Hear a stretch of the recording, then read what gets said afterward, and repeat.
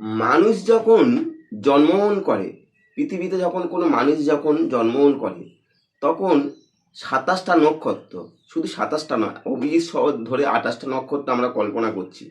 ২৮টা নক্ষত্র, ৯টা গ্রহ, ১২টা রাশি।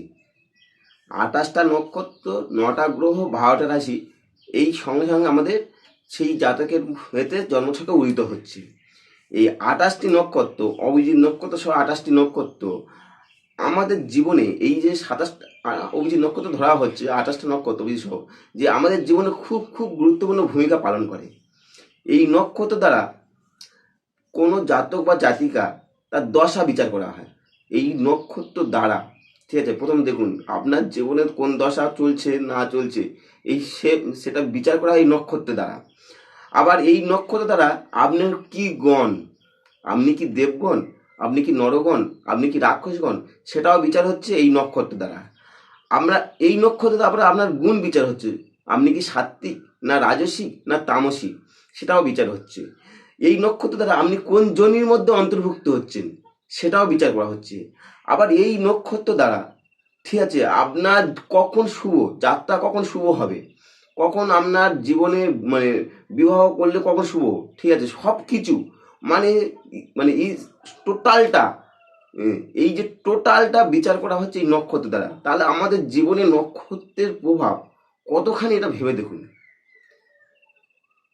এই যে আমাদের নক্ষত্র, আমাদের জীবনে আজকের টপিক হচ্ছে আমাদের জীবনে নক্ষত্রের গুরুত্ব।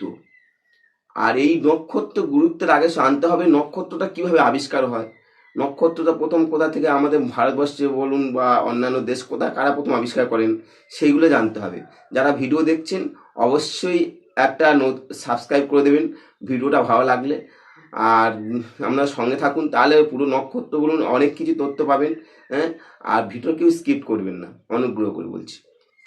বৈদিক ঋষিগণ যখন প্রথম পর্যবেক্ষণ করলো যে এই যে আমাদের ৯টা গ্রহ কোথায় থেকে একটা পরিভ্রমণ করছে, এই যে পরিক্রমা করছে, ঠিক আছে, এই গ্রহগুলো দেখছে নক্ষত্রের মধ্যে দিয়ে পরিক্রমা করছে।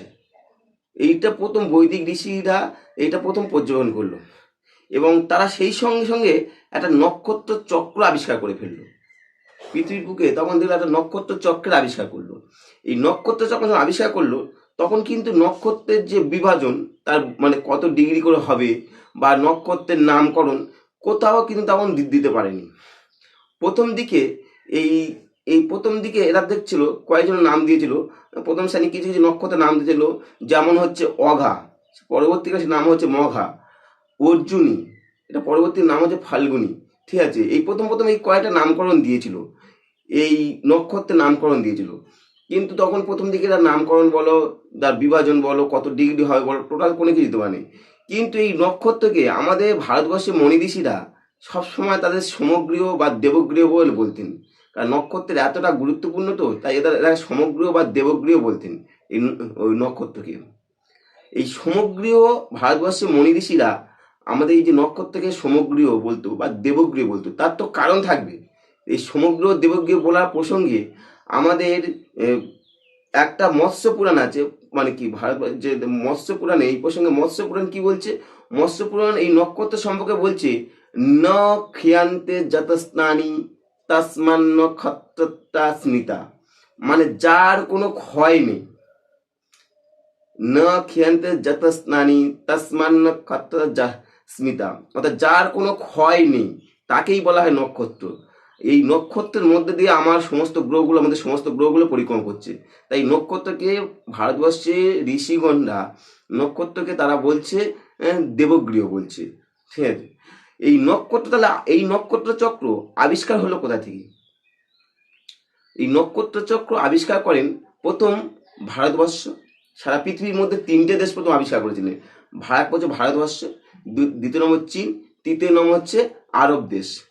এই ভারতবর্ষকে এই নক্ষত্রকে প্রথম দেবগৃহ বলতো, সেটা বললাম, ন খেয়ান্তে যতস্মানি তসমান ন খেয়ান্তে যতস্মানি তসমান নক্ষত্রতা স্মিতা।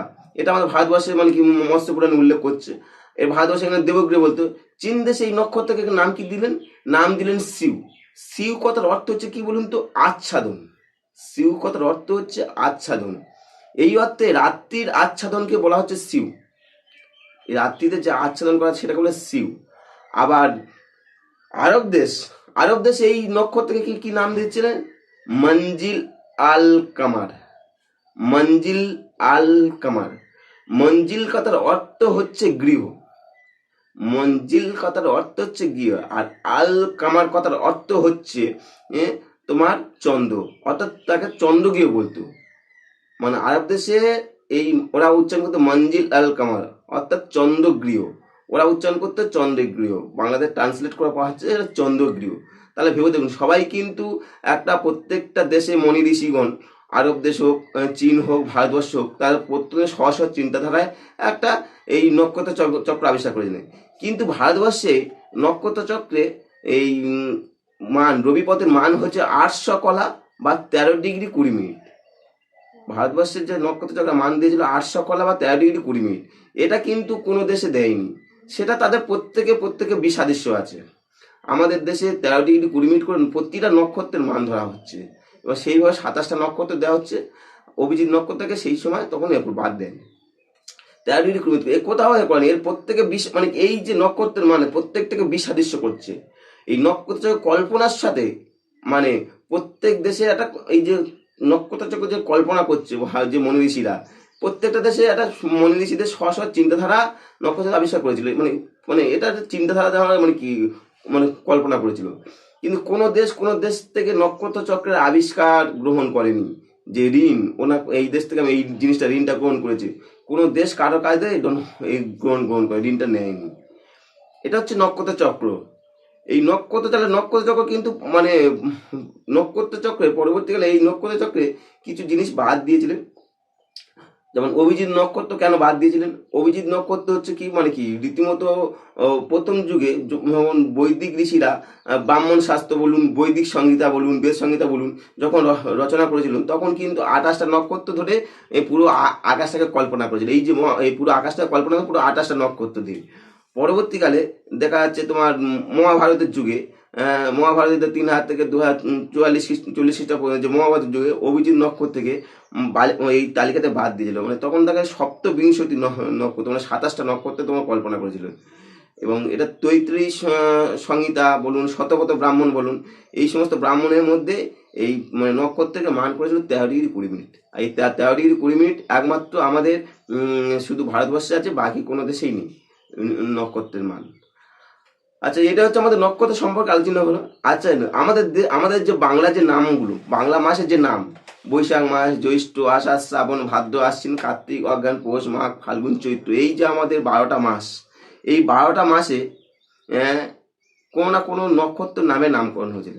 আবার আমাদের দেখো 27টা নক্ষত্র কি হচ্ছে: অশ্বিনী, ভরণী, কৃত্তিকা, রোহিণী, মৃগশিরা, আদ্রা, পূর্ণবসু, পুষ্যা, অশ্লেষা, মঘা, পূর্ব ফাল্গুনী, উত্তর ফাল্গুনী, হস্তা, চিত্রা, সাথী, বিশাখা, অনুরাধা, জ্যেষ্ঠা, মূলা, পূর্বসারা, উত্তরসারা, শ্রবণা, ধনিষ্ঠা, শতভিষা, পূর্ব ভাদ্রপদ, উত্তর ভাদ্রপদ, রেবতী। এই যে 27টা নক্ষত্র অভিজিৎ নক্ষত্রকে বাদ দিয়েছিল, এবং এই 27টা নক্ষত্র আর 12টা মাস আমাদের মনি ঋষিগণ এই নক্ষত্র অনুযায়ী বাংলা মাসের নামকরণ করে। বাংলা মাসের নামগুলো খুবই খুবই গুরুত্বপূর্ণ। অনেকে হয়তো শুধু আমরা ইংরেজি মাসটা ইউজ করি বর্তমানে, কারণ বিদেশ থেকে যে সংস্কৃতিগুলো আমরা গ্রহণ করার পরে বাংলা মাসে এই নামকরণগুলো সেটাও আমাদের এই নক্ষত্র থেকে আসে। প্রথম নাম হচ্ছে কৃত্তিকা আর হচ্ছে রোহিণী, কার্তিক মাস। তাহলে কৃত্তিকাটা প্রথম আলোচনা করে, প্রথম যে যারা নামকরণ তারা কৃত্তিকা মাসটার নাম কেন আলোচনা করলো? কৃত্তিকা নক্ষত্রটা প্রথম আবিষ্কার করেছিল, সেই কারণে তারা প্রথম নাম দিয়েছিল কৃত্তিকা আর রোহিণী। এবং কৃত্তিকা নক্ষত্রে প্রথম গণনা স্টার্ট হয়েছিল, তাই কৃত্তিকা রোহিণী থেকে প্রথম নাম হচ্ছে মাসটা এসেছে কার্তিক মাস। তাহলে কার্তিক মাস আসছে কৃত্তিকা রোহিণী থেকে কার্তিক মাস আসছে।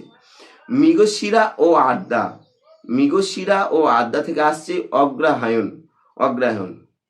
পূর্ণবসু ও পুষ্যা, পুষ্যা থেকে আসছে, পূর্ণবসু থেকে আসছে পৌষ মাস। তাহলে পৌষ মাস, তাহলে পূর্ণবসু পুষ্যা থেকে আসছে পৌষ মাস। অশ্লেষা ও মঘা, অশ্লেষা আর মঘা থেকে আসছে মাঘ মাস। পূর্ব ফাল্গুনী, উত্তর ফাল্গুনী ও হস্তা, পূর্ব ফাল্গুনী, উত্তর ফাল্গুনী ও হস্তা, এই তিনটে নক্ষত্র থেকে নাম আসছে ফাল্গুন মাস। ফাল্গুন মাসের নামটা আসছে এই তিনটে নক্ষত্র থেকে, ওরা ফাল্গুন মাসটা কল্পনা করেন। চিত্তা ও সাথী, চিত্রা ও স্বাতী থেকে আসেন চৈত্র মাস। চৈত্র মাস আছে চিত্রা ও স্বাতী থেকে। বিশাখা ও অনুরাধা, বিশাখা অনুরাধা থেকে আসে বৈশাখ মাস। আর জ্যেষ্ঠা মূলা থেকে আসে জ্যৈষ্ঠ মাস। পূর্বসারা ও উত্তরসারা থেকে আসেন আষাঢ় মাস। শ্রবণা ও ধনিষ্ঠা নক্ষত্র থেকে আসেন শ্রাবণ মাস। শ্রবণা ধনিষ্ঠা। শতভিষা পূর্ব ভাদ্রপদ ও উত্তর ভাদ্রপদ, শতভিষা পূর্ব ভাদ্র উত্তর ভাদ্র থেকে আসেন ভাদ্র মাস। রেবতী অশ্বিনী আর ভরণী থেকে আসে আশ্বিন মাস। অর্থাৎ 27টা নক্ষত্র থেকে আমাদের মনি ঋষিরা একটা মাসের কল্পনা করেন।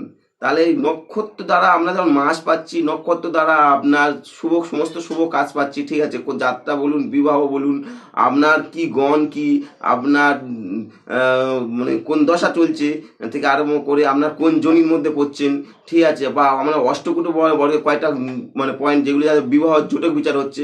অর্থাৎ নক্ষত্র আমাদের জীবনে খুব খুব গুরুত্বপূর্ণ ভূমিকা পালন করছে। যদি ভিডিওটা ভালো লেগে থাকে অবশ্যই এটা সাবস্ক্রাইব করে দেবেন, কারণ সাবস্ক্রাইব করলে আমার ভিডিও করতে আরও মোটিভেট হব, আর আপনাদের কাছে আরও নতুন নতুন তথ্য তুলে ধরবো এবং নক্ষত্র সম্পর্কে পুরোটাই পেয়ে যাবেন। আমরা যে 27টা নক্ষত্র কোথায় থেকে তারা মানে কীভাবে এলো, বা নামটা কেন এই নামে দেওয়া হলো, ঠিক আছে, মনি ঋষিরা কেন এই নামটা সেট করলো, সব কিছু টোটালটাই আপনারা আমার এই ভিডিওতে পাবেন। অবশ্যই সাবস্ক্রাইব করে রাখুন, সাবস্ক্রাইব করলে তাহলে আমারও একটা মোটিভেট তৈরি হবে। নমস্কার, সবাই ভালো থাকবেন, সুস্থ থাকুন, নমস্কার।